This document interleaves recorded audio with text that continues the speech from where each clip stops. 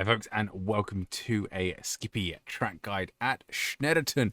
We haven't been here in so long, it's ridiculous. It's a really good track this, I do actually like it. It's one of those tracks that you absolutely hate to start with, but once you get to know it, you absolutely adore it. Very technical, very twisty, good lot of straights, good lot of overtaking.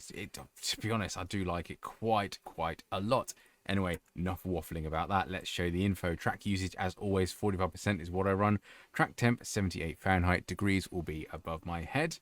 The lap I'm going to show you is lap 13, a 26650. I did get into few into the sixes, few into the sevens, so then we had a high, well, mid to high 2:06. So 6 or 7s, you're looking at good lap times. I think world records were down at like 4s or 5 or something like that. I think this temperature, this layout, this time of year wasn't as grippy as last time we were here. I think it was about 3 seasons ago, to be honest. Anywho, above my head will be how I get into these sessions. A few people have asked in various forums and things how I get into them and how I try and get them roughly about the right temperature settings to what the race sessions will be like prior to before they go live. So up there is your answer. And what else have we got to discuss for you? My Discord, yes. OLAP, BLAP, telemetry, and replay file will all be on my Discord. It'll also have a nice little schedule up there so you can see what track guides I'm doing for the rest of the season. Otherwise, that is enough of me waffling, and yeah, let's crack on with the guide. Right then, so Snetterton circuit, and we are coming down the massive start-finish straight, and turn 1 arrives quite nicely, and just before the one board, we are turning in, and we kind of want to double apex this, so we want to hit the curve there, and ideally balance the throttle, so we're a bit more far over to the right-hand side there, just at that curve ending on the right there. If you do hit that, you should get a nice sweet exit, and you don't want to run too far wide because there is some grass there. Again, just before the one board, we are standing on the brakes all the way down into first gear. Slowest corner on the track, if I can remember correctly. I think it is about 40 miles an hour. There we go, 39.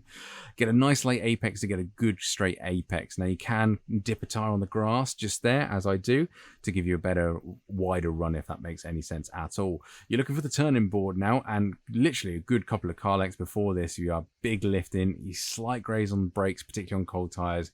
Keep it in third up into that corner, but basically there's a little lip on the curve. I don't know if you can notice it, but as soon as you get past that, you can absolutely nail the throttle. Use all of the exit curb as well, and now we're on a little blast to a little another straight down to turn 4. And again, surprise, surprise, one board, probably halfway between the 2 and the 1, to be honest. Brake heavily again all the way down to first gear. You don't have to have such a late apex on this one, but it's only going to benefit you really. You can see I do plenty of grass cut in there, so we're all golden. It doesn't have as exit like the previous corner, so be mindful of that up to second gear and then up to third.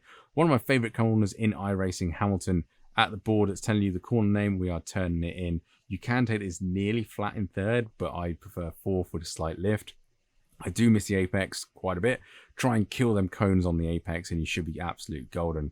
Again, before the turn-in sign, probably 2 or 3 car lengths before we are on the brakes, down into second gear. This is quite deceptive, this corner. It feels really wide, but then really narrows on exit. So be careful of a slowdown on the apex that corner as well. Really tricky. I think it's a 1 second slowdown, which coming on down to the back straight now is a real pain in the rear. The corner that's, the sign that's telling you to turn right, just after then, that's your one to turn in. Again, big lift, and you're spotting for this concrete little bit just there. Once you hit that with your tyre, you should be able to get full throttle. Again, we've got a lovely exit curb, so you may as well use all of it because it is there to use.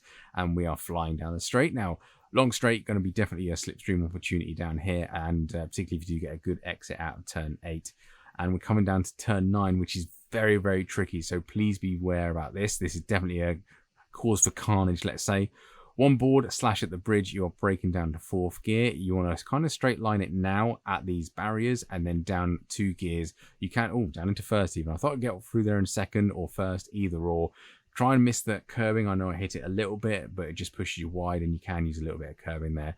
Take that cautiously. Do not mispronounce that corner name. You will get some laughs, but this is absolutely flat out. Bit of a dip in there, so get the car turned in early and you should be absolute golden. Be careful, the track does narrow right about here. For some reason, you seem to understeer wide and go out. Penultimate to last corner now is a huge corner that seems to last about 1 year. So you can see on the throttle trace, all I'm doing is keeping the Skippy to the inside, using the curves where I can, and I start counting down these markers. So 4, 3, 2, and then you get to the 1, which is here. That's where you want to sort of straighten the car up, start standing on the brakes. I go down to first for this one. as I've been doing quite a lot. You probably could take it in second, to be honest. But again, we can use all of the exit curve, and we need a decent exit, hence why I use first, just to punch us down the straight and give us the best opportunity for our lap time. I love this circuit. It is brilliant. It's quite technical, got a few good long straights of slipstream and slipstream pass. So yeah, I think it's going to develop good racing. But that is us across the line in a 206.650. I know last season we were doing the 205s, and a few of the crazy boys I think were in the 204s. But for some reason couldn't get it on this track at the moment. I don't know if it was temperature related or whatever. But yeah, could not get a fast time than that. But I was pretty happy with how clean that lap was. We were able to cut the corners where we were able to, and obviously avoid all the slowdowns and things like that. So yeah, be careful of that turn 9 Brundle into Nelson. It is very, very tricky, so prepare for a few cars to go wide. Luckily, that is a tendency with that corner. Cars just spear on straight ahead and get out of the grass, and they're out your way, really. Otherwise, brilliant circuit. Absolutely adore it. Wish it was run more often, but I'm glad to be here this week. Otherwise, that's enough of me waffling. Thank you very much for watching. I'll catch you on the next one.